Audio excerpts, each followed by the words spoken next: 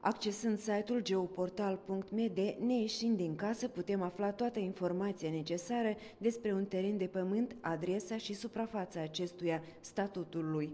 Pentru un cetățean, de exemplu, de la țară, el ar putea foarte simplu să-și vadă propria proprietate. Cum este îngrădită, de exemplu, cum este conturată în acte, conturat cu linia verde hotarul proprietății, și atunci cetățeanul poate vedea dacă hotarul coincide, linia coincide exact cu gardul care este al lui propriu sau dacă cumva linia se duce puțin peste vecin sau este o necoincidență. Pe această hartă se lucrează la amplasarea obiectelor cum ar fi hotelurile, clasificate cu câte stele, 2-3 stele, pensiunile agroturistice, vilele, etc. Inclusiv lucrăm și cu amplasarea mănăstirilor. Prin acest portal electronic putem afla statutul și situarea geografică a lacurilor și iazurilor, precum și a gunoiștilor.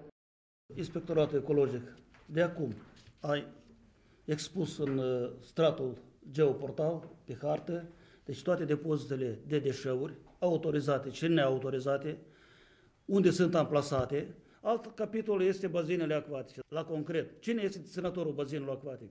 Este statul, Agenția Apele Moldovei, este administrația publică locală, primăriile, sau ele sunt private.